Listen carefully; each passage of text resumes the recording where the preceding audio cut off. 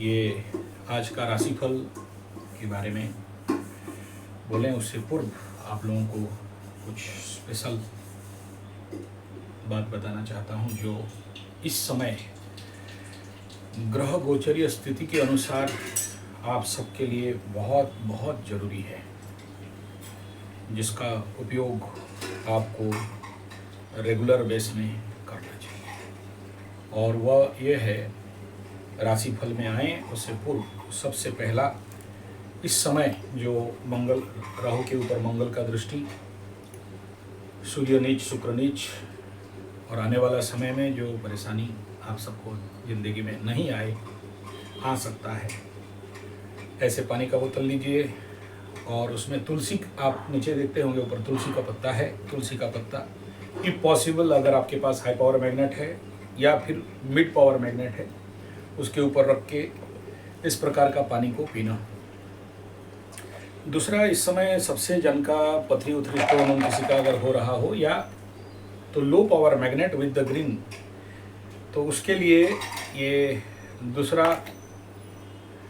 पत्थर चूर का पत्ता अगर आपको यहाँ दिखाई दे रहा होगा तो पत्थर चूर पत्ता, हम लोग उड़िया में इसको गजा पत्थर बोलते हैं। इस पत्ता को हम लोग बचपन में किताब खाता में रखते थे तो वहाँ से स्प्राउडेड होके अंकुरित हो जाता था। उसको भी नीचे मैग्नेट में रख के, अगर मैग्नेट है, नहीं है तो ऑनलाइन मंगाइए।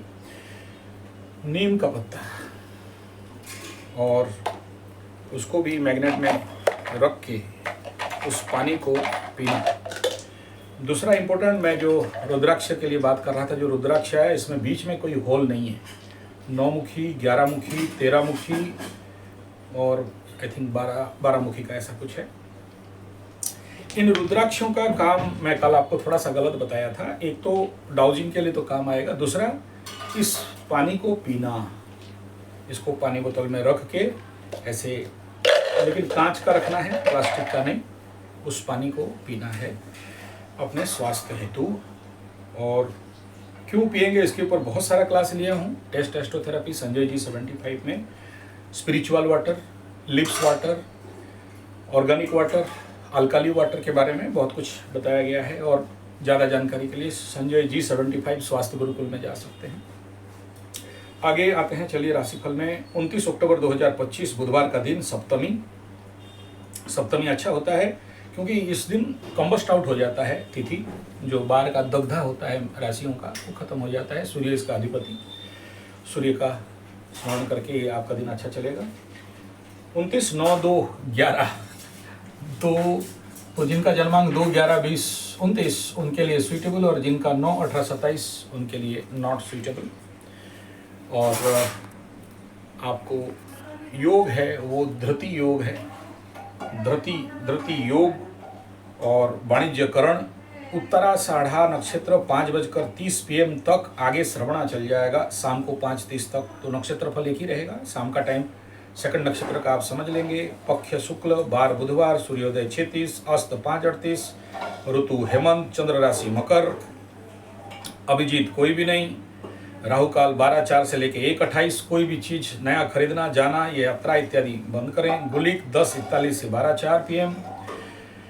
और दिशाशूल उत्तर कोशिश करें एकदम नहीं जाने के लिए। इस टाइम पीरियड में जाना बहुत ज़्यादा समस्या का कारण खड़ा हो सकता है। और मकर में इसका बल रहेगा। इस नक्षत्र का जो उत्तराषाढ़ा नक्षत्र है, ऑलरेडी जो कल का नक्षत्र था वही नक्षत्र है, रिपीट करना नहीं चाहता हूँ। सफ़ेद वस्त्र का रुचि, चित्रकर आर्टिस्ट के लिए उत्तम। मान प्रतिष्ठा में बुद्धि सुवासित, बुद्धि श्रेष्ठ का योग, विश्वदेव इसका अधिपति। इस नक्षत्र में उत्तराषाढ़ा में जनरली हर प्रकार का शुभ कार्य, पेड़ लगाना, लंबा कार्य, भवन खरीदना, फाउंडेशन इत्यादि के लिए उत्तम। इसमें सप्तमी शुक्ल फल नहीं मिलता है, इसमें रिजल्ट बहुत अच्छा का मूवमेंट नहीं रहता है। तो जो बार रहता है वह पहला बार का होरा पहले मिलता है। तो सबसे पहला लग्न, तुला लग्न में बुध और चंद्रमा का होरा, दोनों होरा रहे 6:30 से 7:26 तक। बुध का होरा टॉप गुड बेस्ट, खरीदो बेचो। चंद्रमा का होरा 8:31 तक। यहाँ भी डिसबैलेंस ऑफ माइंड होता हुआ दिखाई दे रहा है। उसके बाद वृश्चिक में शनि और बृहस्पति का, शनि का हो रहा 8-21 से 9-17 तक, नॉट गुड रहेगा, फ्रिक्शन रहेगा, कार्यों में बाधा रहेगा, परेशानी रहेगा।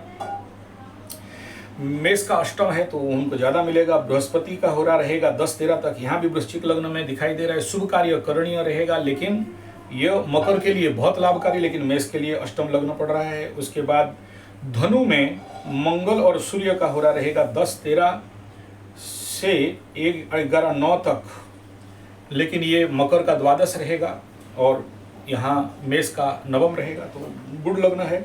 सूर्य का हो रहा इसी लग्न में 12-4 PM तक दिखाई दे रहा है।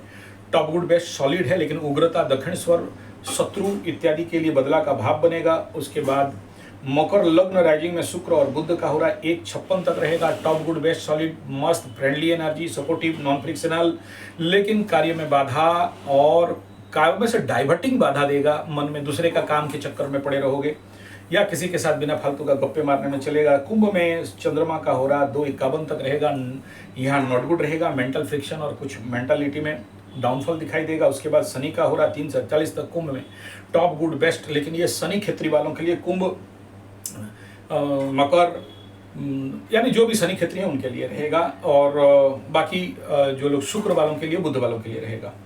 उसके बाद मीन लग्न राइजिंग में बृहस्पति और मंगल का हो रहा 5-38 तक, टॉप गुड बेस्ट सॉलिड, शुभ कार्य करणीय रहेगा, लेकिन यहाँ शनि बैठा हुआ है तो उतना ज़्यादा सपोर्टिव ये टाइम पीरियड नहीं रहेगा।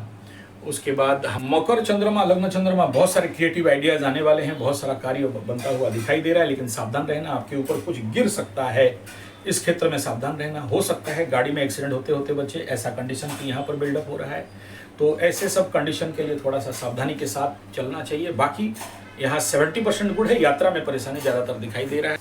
मकर राशि के लिए यहाँ पर आप देखोगे तो धनिष्ठा के लिए अतिमित्र जोन, श्रवणा के लिए मित्र जोन और उत्तराषाढ़ा के लिए जन्म तारा है 70% गुड रहेगा। बाकी दोनों के लिए टॉप गुड बेस्ट।